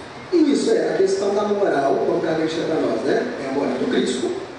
Não vai ter acréscimo na questão moral, não ser nossa própria percepção pessoal, não aqui na Terra, né? Mas futuramente, mas sim no aspecto científico, né? Que é um dos aspectos da doutrina espírita, um dos aspectos básicos, né? E talvez o primeiro que Kardec tenha se dedicado, né? Quando vai estudar o fenômeno das mesas girantes.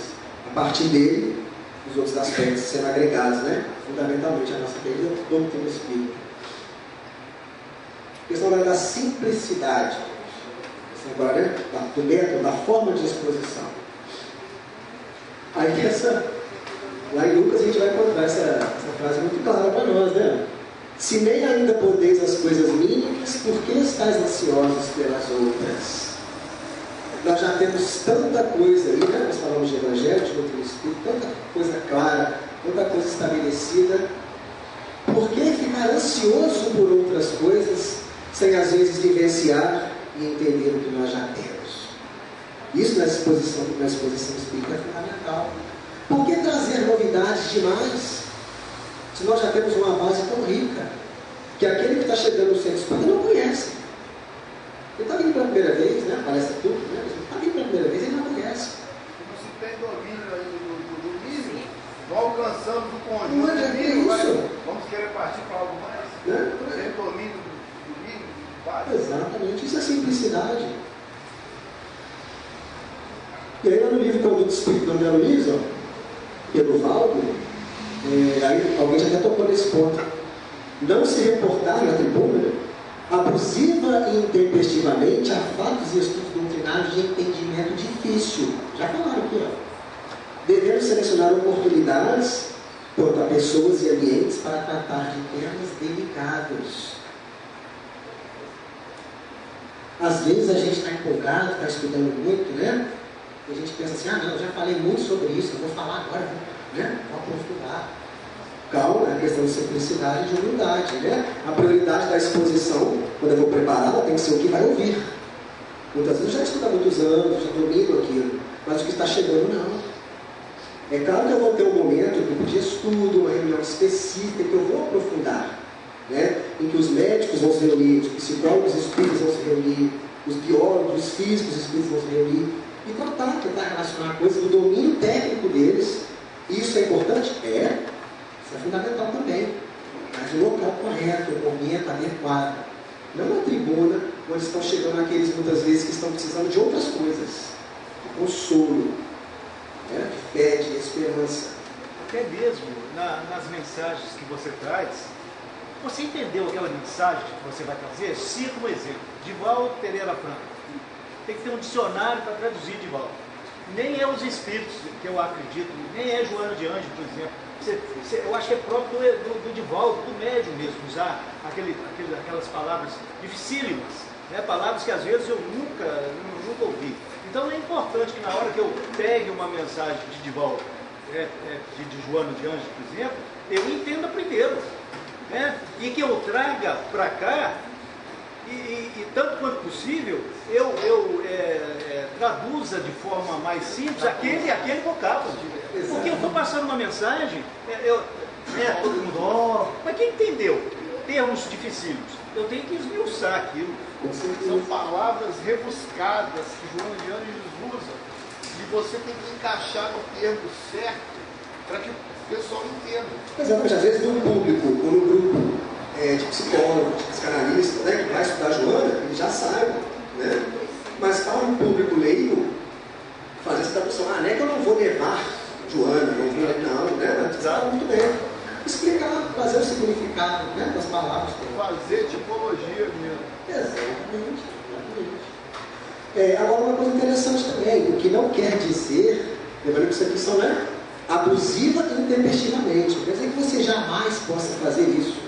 Às vezes é interessante numa palestra pública você dar, claro, o grosso da mensagem de uma forma que todos possam compreender, Mas nada impede que de um momento a outro você puxe um pouco mais, para que às vezes algum membro do público ali que já estuda mais, né, possa ter também uma informação a mais. Né? Então não é que você não pode falar, é questão de prioridade. Então às vezes você puxa um pouquinho para o lado, somente puxa um pouquinho mais, em algum momento da palestra, para despertar a atenção de um ou outro ali, que às vezes já tem um vazamento maior.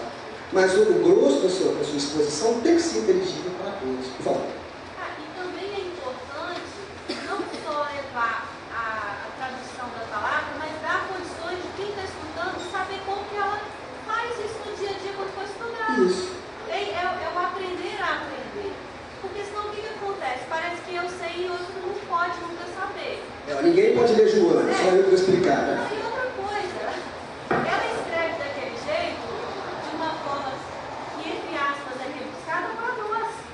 Porque aquilo é evolução da linguagem em que sentido? Em que você diz muito escrevendo pouco, senão um livro seria um 3. O nosso vocabulário, que ainda é muito, vamos dizer assim, ínfimo, perto da evolução espiritual.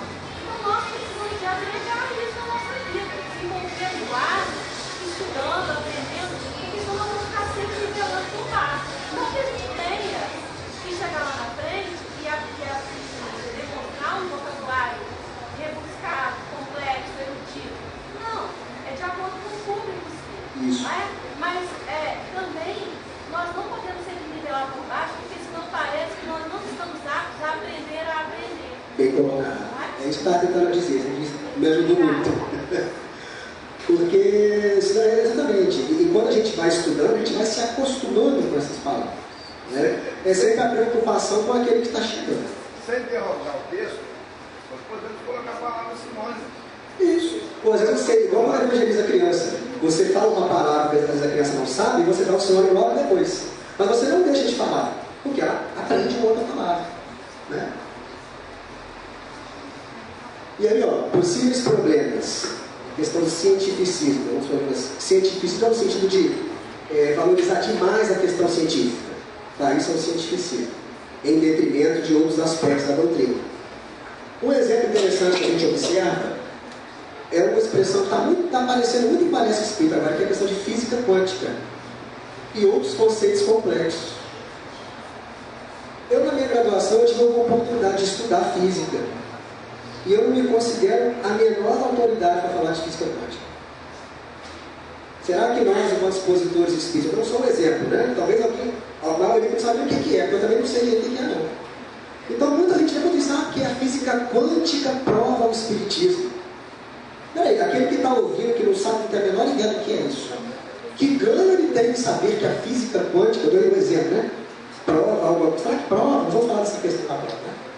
Ou essa questão de conceitos complexos que às vezes não são doutrinários, a gente traz como se as pessoas tivessem obrigação de saber.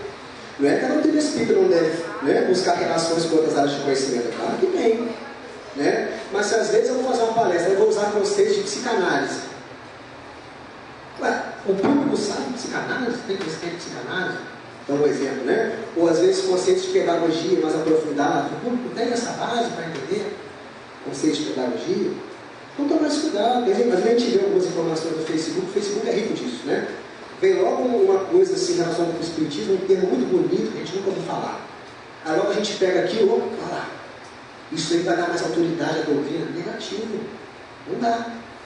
Se alguém da plateia tem um conhecimento técnico um pouco maior, sabe o que a pessoa vai pensar?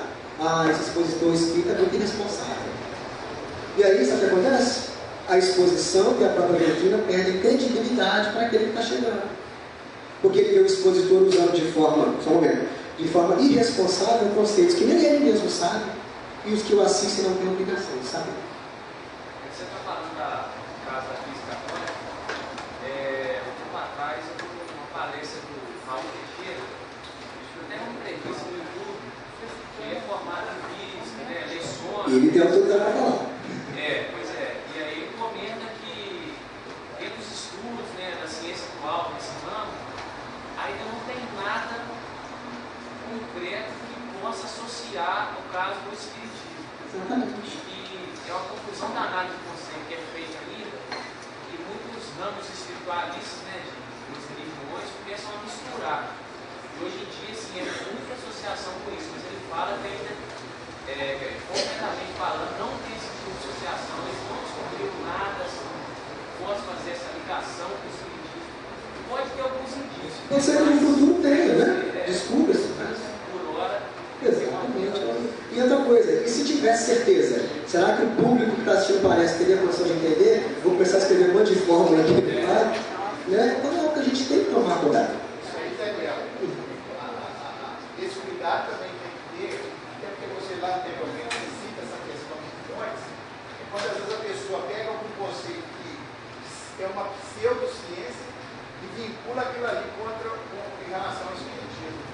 É isso aí.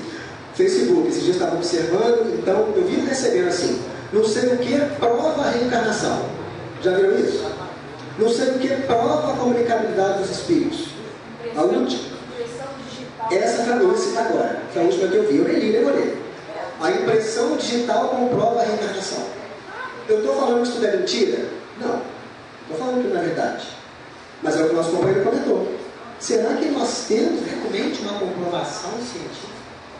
Quem aqui talvez seja ligado mais à área da ciência, sabe que a própria ciência não usa mais essa palavra. Não se diz está provado. A ciência da Terra não usa mais isso. Será que nós, como espíritos, estamos fazendo um bom serviço à doutrina, chegando numa palestra e usando algo que não é correto, não é real, para falar, olha, está provado que é a reencarnação por causa da impressão digital? Dando um exemplo, entendeu? Lembrando, repetindo, eu não estou falando que isso é falso, pode ser que tenha alguma coisa. Mas nós temos conhecimento suficiente para usar isso como algo estabelecido. Olha a nossa responsabilidade em alimentar esse tipo de informação nas pessoas, que às vezes não tem embasamento científico, às vezes não tem embasamento doutrinário. E a pessoa sai daqui, mas está provado. Gente, além desse termo não existir mais nem na ciência da Terra, nós temos que tomar cuidado, porque para nós a mediunidade é algo que nós acreditamos, nós vivemos. A reencarnação é algo que nós acreditamos, né? É coerente para nós, mas isso não é para todos. E pensem bem, gente, se a gente pudesse dizer que algo está provado, será que a crença na reencarnação, na mediunidade, não seria mais geral do que é hoje? Então a gente tem que tomar muita precaução com esse tipo de informação que nós levamos à palestra pública, achando que estamos ajudando a divulgação da doutrina, não estamos. Esqueceram que o principal é o caráter consolador. Alguns princípios da física quântica, eu sou formado em matemática, física também, e ele nem prova, não comprova, nem são hipóteses. Ele fica, desaprova, fica no meio. Então, está sendo estudado ainda, vai demorar, de repente, séculos para chegar a um... Ele chamou a atenção, já está falando. Gente, tem tanta coisa aí, o foco de consolar, ajudar as pessoas. Nós vamos perder tempo com isso aqui na exposição. Então é só ter esse, né? Ficar atento a esse tipo de coisa. Aí, mais uma vez, irmão, no Consolador. Reuniões doutrinárias devem observar o máximo de simplicidade, como as assembleias humildes e sinceras do cristianismo primitivo. Abstemos de qualquer expressão que apele mais para os sentidos materiais que para a alma profunda, a grande esquecida de todos os tempos da humanidade. Hoje em dia nós temos recursos importantíssimos como este aqui, o Data Show, que pode ser usado de forma adequada, como pode ser usado para veicular coisas, nós vamos falar isso daqui a pouquinho, que tragam mais impressões para os sentidos do que para a alma. Excesso de cor, excesso de ruído. Eu vou falar isso, imagens negativas. O nosso foco é tocar a alma. O que também não quer dizer, né? Uma pessoa falou comigo outro dia, que palestra boa para ela é quando ela chora. Né? Tem dois tipos de palestra boa para que a gente, entre aspas, né? É quando a pessoa ri muito ou quando chora. Né? Nem o rir muito, só o nem o rir muito, que ele se apelar mais para o sentido, né? Nem o sair de lá acabado, né? Desidratado. Ele toma água frutificada, não é nem para matar a sede, porque ele tanto que chorou, né? Então cuidado com esse tipo abordagem. A questão que eu entendo da parte da simplicidade, as palavras simples não necessitam, né, necessitam estar presentes para a compreensão. No público vai ter pessoas que estão no primeiro contato com pessoas altamente capacitadas naquele estudo, e a simplicidade, ela tem a seriedade, desde que esteja baseada nas obras da técnica, nas obras, nos conceitos da doutrina. Simplicidade não é pobreza de conceitos, né? É só olhar as parábolas de Jesus. Tem que ter seriedade. Isso. Exatamente, não confundir os termos. Tem pessoas que ficam dependentes dos samaritans. Então, teve uma vez que aconteceu que estava tudo pronto, acabou a energia na hora da palestra. O expositor tranquilamente falou assim: podemos fazer, ele já estava tudo preparado. Ele fez o estudo e os celulares de vez em quando ligavam para poder ele ficar sendo visto pela plateia. E ele fez o estudo. Então tem pessoas que ficam tão dependentes que se acabar a energia, ele não consegue fazer o estudo. Ele não consegue essa simplicidade na hora de expressar. Agora a questão da exposição cuidadosa. A gente espera, quando faz uma exposição espírita, esse rosto na plateia? A gente não espera, é um espanto. A pessoa está chocada com o que ouviu. A gente não pode observar isso, não parece, né? Exposição cuidadosa. Olha essas duas informações que o Evangelho nos traz para nós, duas obras por dois médios diferentes, né? O orador é responsável pelas imagens mentais que plasmam nas mentes que o ouvem. Somos responsáveis pelas imagens que criamos na mente dos outros. Olha que bom. Fantástico. Tudo que nós falamos, que eu estou falando aqui, o canal fala quando comenta, tudo isso cria imagens na mente de todos que estão ouvindo. E se eu falo coisas que criam imagens negativas, a pessoa vai criar na cabeça dela a imagem negativa.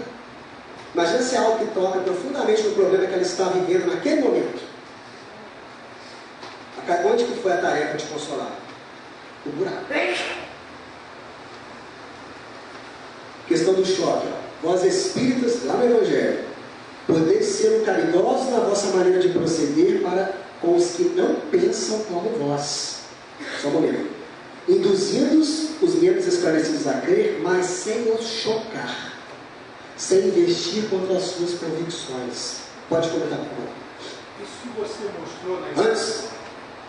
Vai. Que você mostrou na imagem anterior é muito importante, porque normalmente os amigos espirituais conduzem aquelas pessoas que precisam escutar aquilo. E realmente um choque como esse pode levar a um desagrado total e a pessoa nunca mais. Isso realmente é uma coisa. Muita responsabilidade que nós temos, gente. A questão do data show, nós vamos falar mais daqui a pouco disso. Há um costume, por exemplo, vou falar até do básico mesmo, né? Na palestra pública, se são pessoas que estão vindo pela primeira vez, normalmente essas pessoas estão vindo de quê? De outras religiões, não é verdade? Normalmente católica e evangélica, que é o que nós mais temos no nosso país. Muitas das informações que a doutrina traz são diferentes do que ela está acostumada. Nós vamos deixar de falar? Claro que não. Porque ela está vindo no centro espírita para ouvir mensagem espírita. Não é verdade? Se ela quisesse ouvir o que ela já está acostumada, não viria no centro espírita. Mas a forma como nós abordamos que nós temos que tomar cuidado. É muito comum nós observarmos críticas radicais à igreja no palestra espírita. Críticas radicais a igrejas evangélicas na palestra espírita. Essas críticas podem estar até corretas, não vamos entrar nesse mérito. Mas será que ela engrandece aquele que às vezes ficou 30, 40 anos frequentando a igreja católica, uma igreja evangélica, e ele chega ali e ouve logo alguém denegrindo aquilo que foi tão importante para ele? Será que isso cabe a nós? Será que isso é caridade? Né? Então a gente tem sempre que ter esse cuidado. Não é à toa que Kardec tem lá no Guia Espiritismo o tema elemento de convicção. Ele fala de forma profunda sobre essa questão. Questão do respeito. Tem coisas para impressionar, às vezes não tocam ninguém. As coisas mais simples geram convicção. Sim.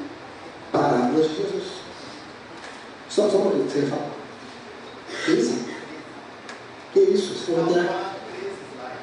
Ah, dá 15 minutos. E outra coisa, você não pode fazer com expositor, depois você desespera, perde, esquece tudo que quer falar. Mas, você tem que poder.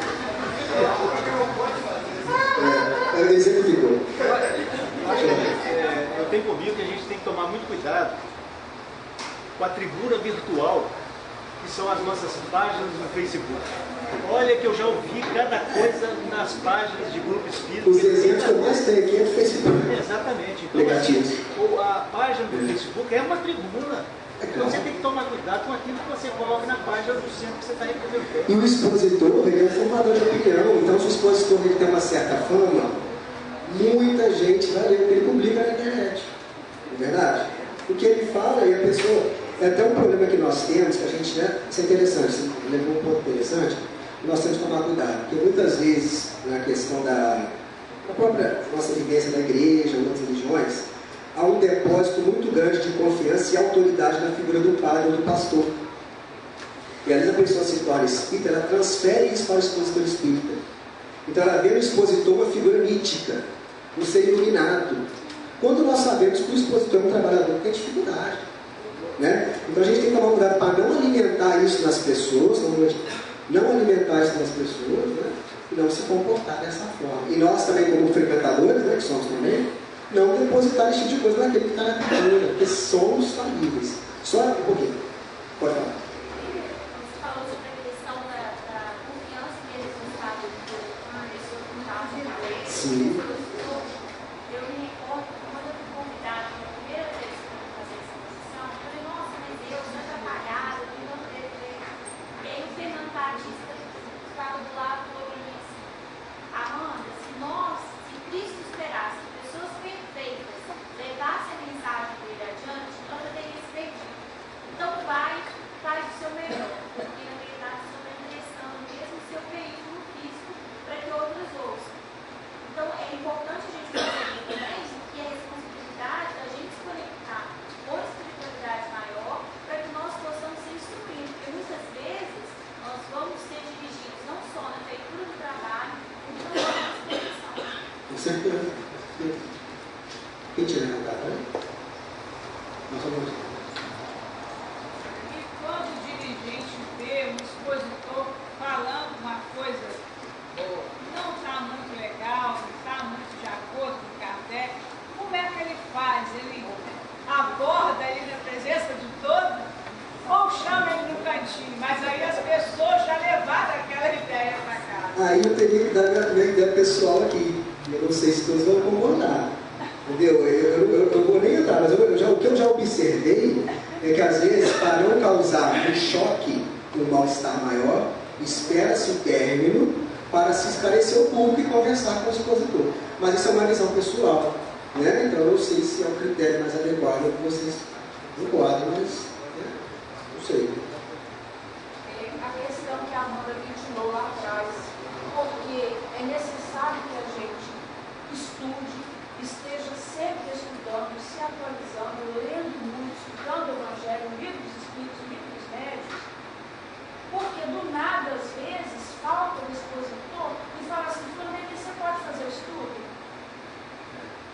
Enquanto a pessoa está fazendo a prece, eu estou sentada conversando com o mentor e pedindo socorro. E de repente, ele utiliza coisas, eu falo coisas que eu já li há tanto tempo que eu nem lembrava que tinha estudado, mas que encaixa. Exatamente, o preparo é fundamental. A gente tem que sempre estudar, porque isso não é raro acontecer, não. E aí envolve outra questão também que foge um pouco do nosso foco, que é a questão da preparação e organização do próprio centro para esse tipo de problema que é comum. Não, mas né? às vezes é contratempo, a pessoa não conseguiu chegar, liga na última hora, olha, não vai dar. Às vezes no final da tarde, liga no serviço, olha, eu não vou poder, eu estou viajando, não vou chegar, faz para mim. Mas a gente no trabalho, no fim do expediente, você não tem tempo nem de ler nada. Não dá tempo. Olha, às vezes na própria casa, você apanha o Evangelho segundo o Espiritismo e faz a palestra. Com certeza. Entendeu? Preparo constante. Curtir. Eu ia acrescentar mais ou menos o que você falou. Você tem que ter plano B, C, D. Isso aí já é outra questão, né? Além disso que você comentou. Tá? Aí, ó, exemplos, ó, essa questão da imagem que criamos, né? Que passamos para as pessoas. O data show, instrumento importantíssimo, mas deve ser usado com cuidado. Então, é até complicado eu dar exemplo aqui, porque se eu der um exemplo, eu estou exatamente fazendo para criar um problema aqui, para vocês. Não sei se vocês entenderam o que eu quis dizer. Mas um exemplo eu posso dar, por exemplo, uma determinada palestra que era apresentado, falando sobre a questão da caridade, fotos de pessoas em estado de desnutrição grave. Qual foi a intenção do expositor? Acredito que tenha sido uma boa intenção. Mas será que essa imagem de pessoas em situação física desgastada, que imagem causou e ficou naqueles presentes? Será que não chocou? Então, é uma questão para a gente se perguntar. Muito cuidado com a questão da projeção. Imagens que possam levar para a questão da sensualidade. Né? Por uma foto de uma pessoa, igual a foto da moça que eu coloquei ali. Me preocupei com aquela foto, com a roupa que ela estava usando, por exemplo. Né? Eu posso projetar. Lembrando que cada um de nós tem dificuldades diferentes. Às vezes o que para mim não é mais uma dificuldade, para o outro é. Eu mostro uma imagem ali de alguém, por exemplo, fumando. Né? Para mim não tem problema. Mas às vezes tem alguém ali que está tentando se livrar do cigarro. Ele está vendo aquela imagem que está na cabeça dele. Cigarro. Né? Histórias violentas. Em determinada palestra, pessoa falando sobre a questão da transição planetária e da violência no mundo, que é algo que nós temos que tratar, né? Começou a enumerar casos de violências. A pessoa que me contou até falou que parecia um programa que esse programa de... Vou nem falar o nome do cara. Esses programas que ficam mostrando histórias violentas. Então a pessoa começou a enumerar tanto aquilo. Tal pessoa matou tal pessoa fez aquilo. Que imagina a energia que não ficou ali. Né? Então eu posso falar de violência? Posso. Mas eu não preciso dar um exemplo da violência. Ou dar um exemplo mais light, mais tranquilo. Então é interessante. E aí o Rolf chamou a atenção várias vezes aqui. A questão do exemplo pessoal, que é diferente da opinião pessoal. O exemplo pessoal é quando nós nos achamos autoridade moral para contar experiências próprias. Olha, eu superei isso fazendo isso. Olha, eu era muito assim, hoje eu sou uma pessoa melhor. Né? Quem é o nosso exemplo maior? É Jesus. E cuidado com os casos que nós contamos. Eu estava até conversando com o Robson, um caso de uma determinada palestra, em que a pessoa, quando estamos falando sobre a educação dos filhos, um tema importantíssimo, né? Citou que em determinado momento perdeu a cabeça e bateu na filha. Né? Ela usou a palavra espancou a filha e riu. Né? Contando um caso pessoal. Foi de má fé? Claro que não. Foi às vezes até achando que ia ser uma brincadeira. Mas uma brincadeira feliz. Que passa uma ideia, que não é a ideia que nós devemos receber no seu espírito. Então só para a gente ter, né? Às vezes a gente se empolga demais com as coisas.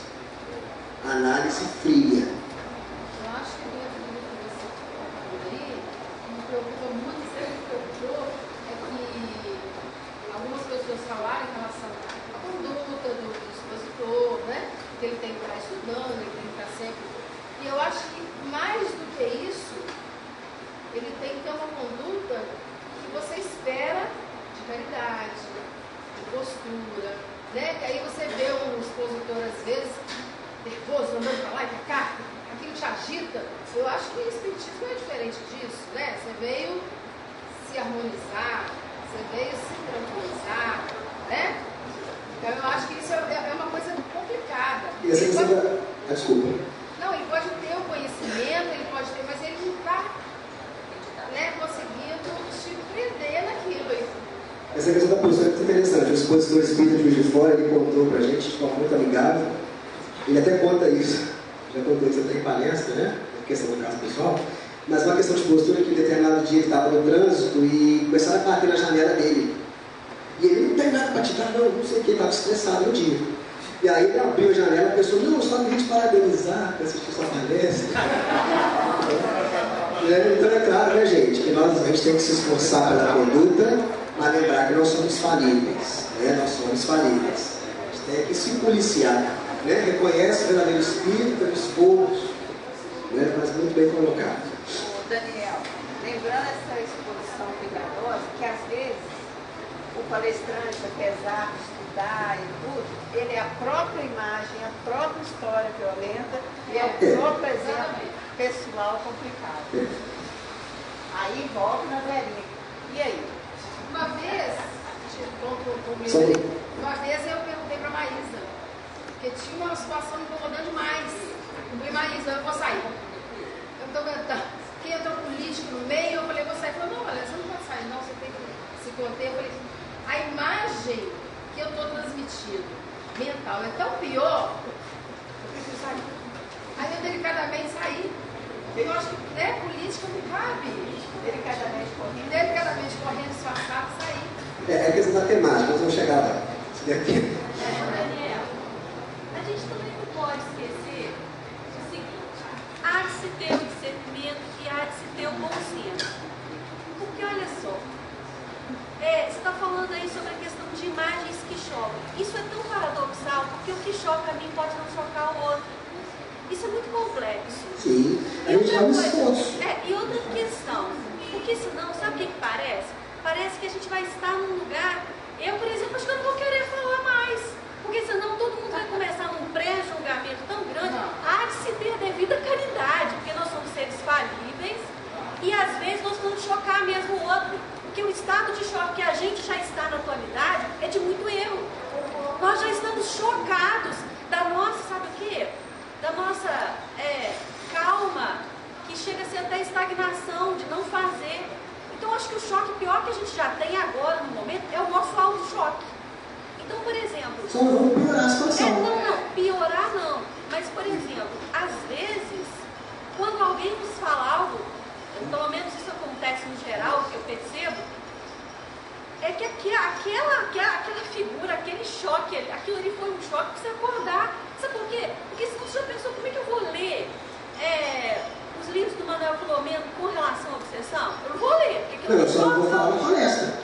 Pois é, gente, como vai falar algumas questões que você está dentro da casa espírita?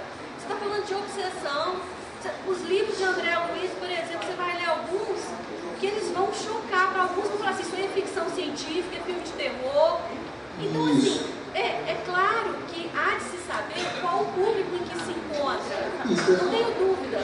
Mas, assim, isso precisa ficar muito bem claro, porque senão a gente vai colocar algo como estático. É assim, fechou, determinismo.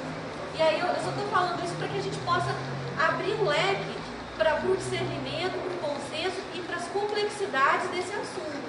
Para que a gente também não escute um amigo nosso falando e a gente pense assim, é isso e pronto, acabou, fechou. Não, vamos flexibilizar, vamos pensar que, igual você falou agora mesmo, será que essa foi a intenção da pessoa? Porque a gente erra. Isso, é só lembrando a questão da recomendação, né? Quando a gente vai entender na cadeia, que é a recomendação, sede perfeitos como perfeito a vossa Pai celestial. O que nós tentamos entender ou propor é o farol, é algo que nós devemos buscar, mas está corretíssima. A gente deve entender que somos imperfeitos, não vamos errar. Só que se a gente não traçar um caminho que nós acreditamos como melhor, entendeu? A gente se perde. Mas só lembrando, nós aqui não temos que ter consensos, entendeu? Tudo bem. Eu só assim, peço para o pessoal falar mais rapidamente, porque não vai dar tempo, porque os negócios mais legais. Vamos fazer o seguinte então, né? Que eu vou até o final e depois a gente vai voltar. Pode ser? Tudo bem? Sim. Só acrescentando, existe uma questão que a gente não deve abrir mão nunca. Desde que nós estejamos estudando, comprometidos com a doutrina, nunca vamos esquecer do bom senso. Eu concordo com ela, em muitos detalhes, inclusive na questão dos exemplos pessoais, porque senão nós não ouviríamos de volta pela branca. Para ele pode, para mim não, para nós não podemos. Ele pode contar inúmeros exemplos pessoais. Eu não posso? Não, ele pode, eu não sei. Mas ele pode. Raul conta. Mas ele é orador do movimento espírita. Ele seria um exemplo de orador do movimento espírita contra o mundo. Então é questão de bom senso. Eu acho que tudo pode ser colocado com equilíbrio, com bom senso, de forma a não chocar e agradar, e também ajudar as pessoas a chegarem a conclusões. Bom senso, certo? Eu acho muito importante, às vezes você tem uma experiência de vida muito boa, que vai concluir aquele assunto. Só que você pode transferir esse exemplo a uma outra pessoa que não a si própria. Porque você vai estar dando o exemplo, solução possível, né, que é o fundamental, Beleza, bem colocado. É isso, gente, isso é legal. A gente tem que trocar experiência mesmo. É isso que é importante aqui. Daniel, eu costumo dizer assim, que uma pessoa que eu conheço, que aprende mais. Pode ser. Mas deixa eu caminhar mais um bocadinho. Boa, aí a gente volta. Olha só essa figura, eu acho muito interessante. Não sei se vocês estão vendo o texto. O carrasco, e pode até ser um exemplo do que eu falei, de imagem que não deve ser mostrada. Mas o carrasco vai fazer um trabalho perfeito, que é enforcar o outro.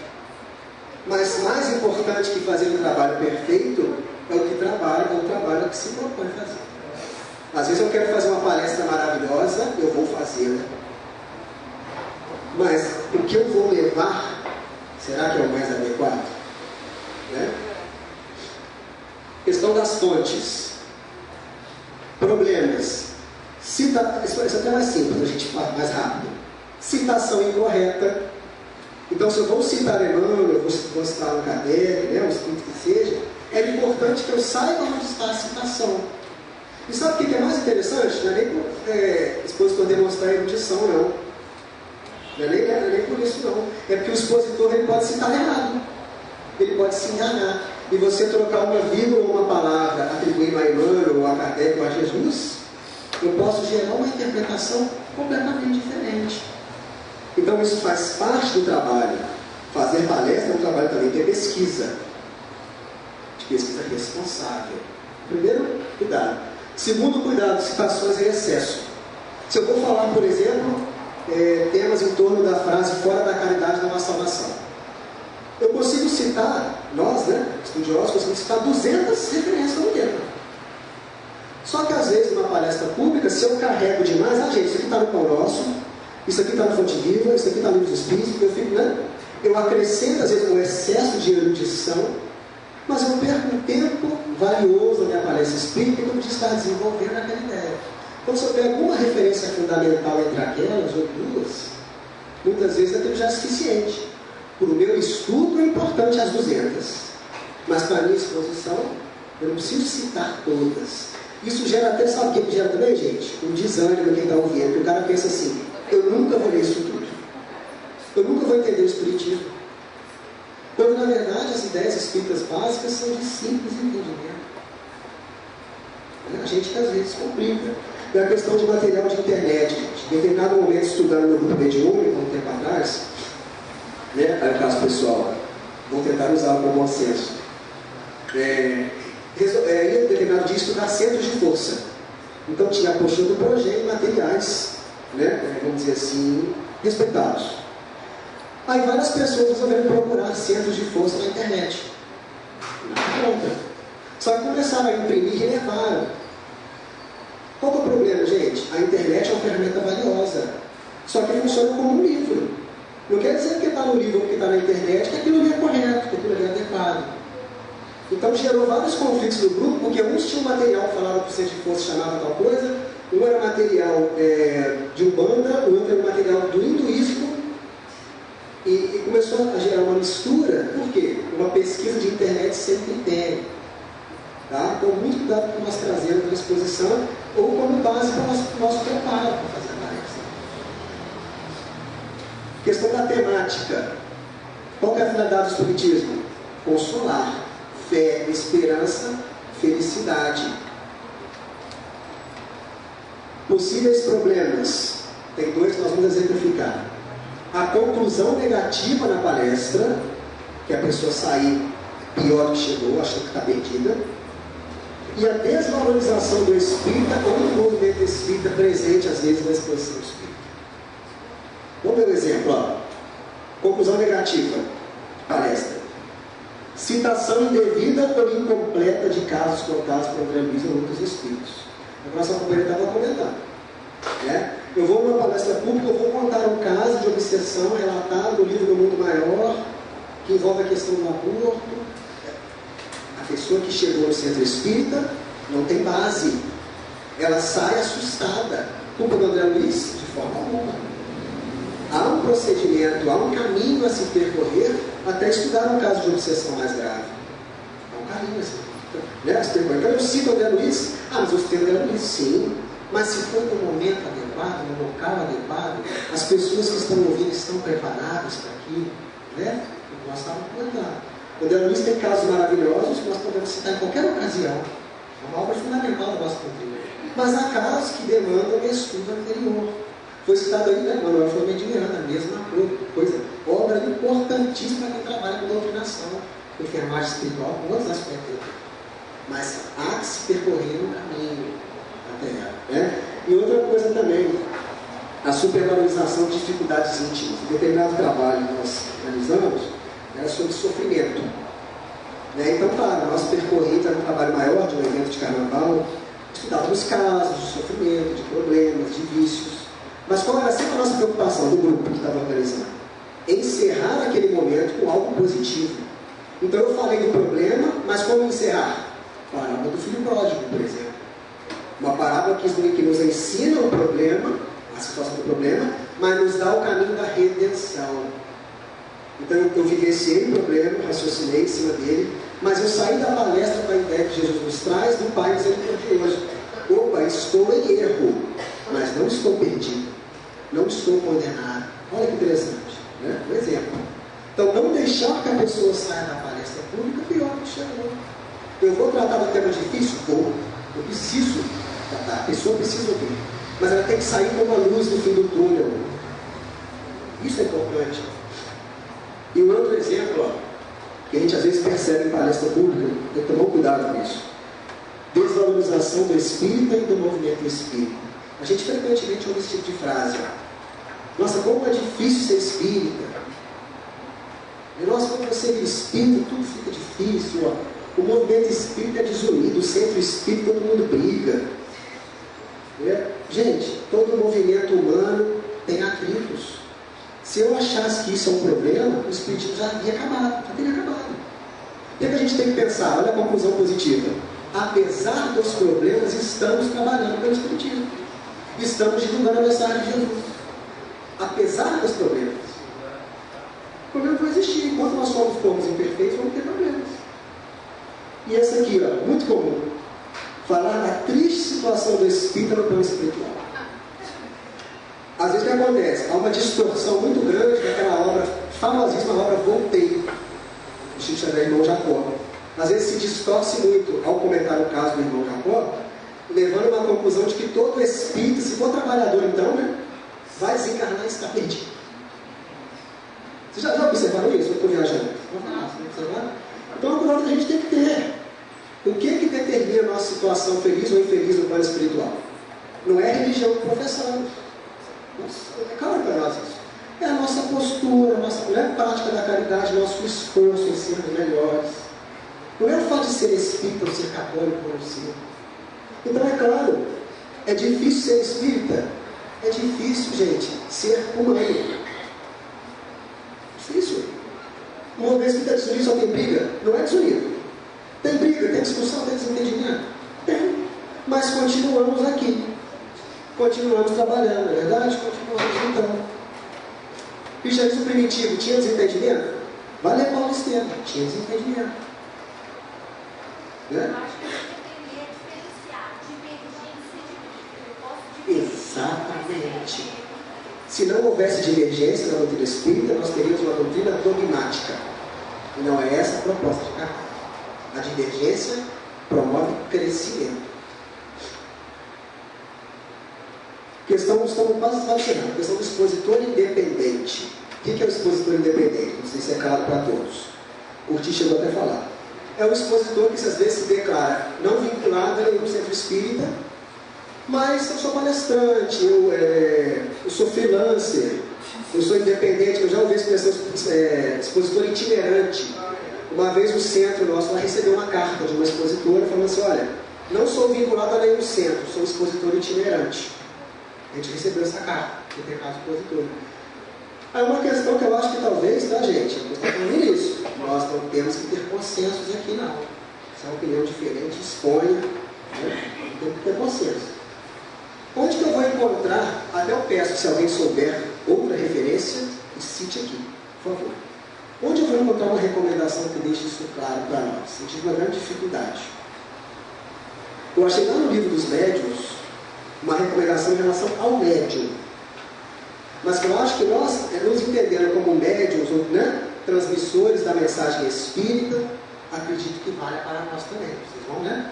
Vou dar a opinião de vocês. Ó. As reuniões de estudo são de imensa utilidade para os médiuns de manifestações inteligentes. Vamos, né? Entendemos aqui também o palestrante. Para aqueles, sobretudo, que seriamente desejam aperfeiçoar-se e que a elas não comparecem dominados por tola presunção de infalibilidade. Eles, pois, podem iludir-se de muito boa fé com relação ao mérito do que alcançam. Todos somos falíveis. E quando achamos que podemos resolver os nossos problemas e garantir o nosso entendimento sozinhos, estamos nos expondo à falha. E eu me expor à falha diante da tarefa da exposição espírita é comprometer aqueles que me assistem.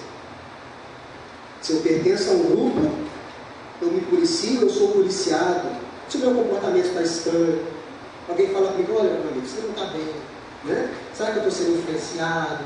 Ou eu tenho que me policiar? Quem faz isso com a gente? O grupo. Conhecimento espírita, estudar sozinho é fundamental. Estudar em grupo é grandioso. Porque eu estudo na minha casa o livro dos Espíritos, eu posso chegar no grupo, expor a minha opinião e perceber que interpretei de forma equivocada. Eu não sou infalível. Posso me iludir com muito boa fé. Não é uma intenção, não é uma fé. Mas eu entendi que eu sou independente, eu não preciso do centro espírita. Eu não preciso perguntar para ninguém, eu já li tudo, já estudei tudo. Não é verdade? Eu vou fazer palestra e me equivoco.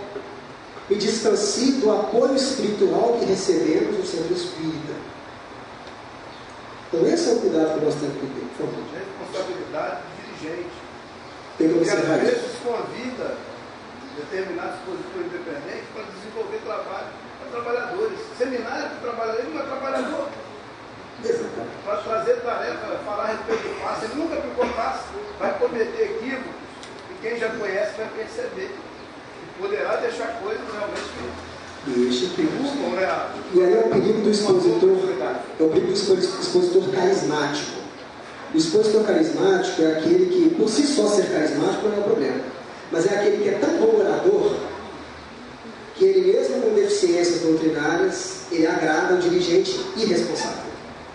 O dirigente responsável continua convidando, porque quando ele vem, enche o salão. Quando ele vem, as pessoas riem. É o carismático. Só que se o carismático não tem base, ele no carisma dele ele convence o outro de algo que não é doutrinário, de algo que não é evangelho. E aí o cuidado do dirigente, né? De observar, de procurar saber quem é esse expositor. Ele é vinculado ao centro espírita, ele não é vinculado. Cuidado a mais com a minha. A gente não pode esquecer que a palestra que você dá ao palestrante, naquele momento ele vai dar palestra, ele vai também sendo acompanhado, né, durante a semana, ele vem sendo gravado, vem sendo tudo programado, né? Ele não está sozinho. Mas quando a gente coloca, né, se presume infalível, nós temos vários casos, né, na literatura espírita, perguntados normalmente à mediunidade, né? A espiritualidade, eu sou tão infalível, me acho tão bom, me expõe ao risco da fascinação, né? Ao mesmo tempo, aqueles espíritos que querem me ajudar no trabalho não conseguem mais chegar até mim, porque eu não dou mais abertura a eles. Né? Então, esse é o cuidado que nós temos que ter.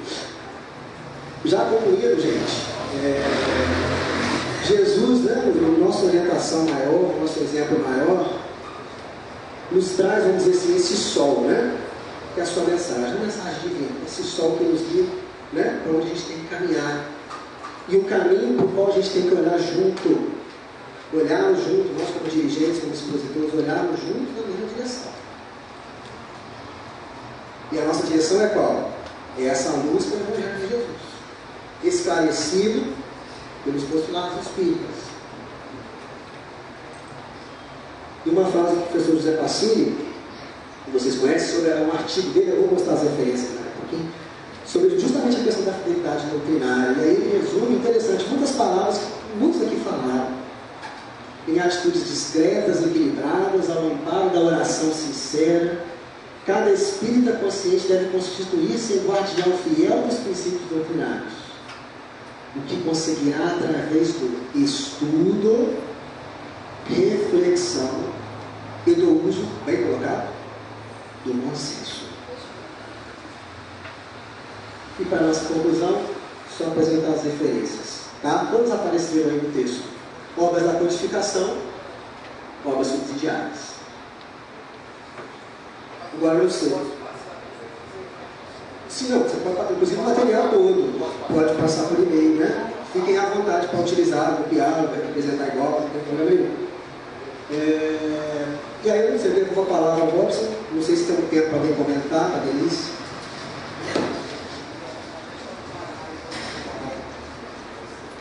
Bem, Daniel, muito obrigado. Nós vamos passar para a nossa segunda parte, então a gente vai descer para as salas, dar para parar, tomar uma água, rapidinho. E nós temos o segundo momento, porque são 11 horas. No segundo momento, nós temos que estar aqui, estarmos aqui para concluirmos 12h30. Então, vocês vão ter 1h30 nos grupos. Mas não pode atrasar, não. 12h30 eu vou começar aqui, senão vai atrasar muito. Então, nós vamos ter agora, na segunda parte, os dirigentes vão acompanhar eu e o Robson. À medida que eu for falando o nome dos companheiros, se levantem para que as pessoas possam identificá-los. Essa parte é com os dirigentes, os trabalhadores da área, porque os dirigentes nós teremos, do DINGE. Nós vamos falar sobre a formação do evangelizador. O representante de Juiz de Fora que vocês vão seguir é o Daniel. O estudo está na responsabilidade de UBA. Na área da comunicação social, que é a reformulação do ERG, vocês vão seguir o Jovino. Na área do DAN, que é a apresentação da apostila da UEM, nós vamos, o Zé Fernando. E na área do ápice da família, que é a Graça. Então, vamos dando departamento de assuntos da mediunidade. Mais alguma dúvida sobre alguma sigla? A primeira, que foi o DIGE, é a evangelização da criança e do jovem. E a comunicação social também, que é o DDD, que em alguns é o DDD.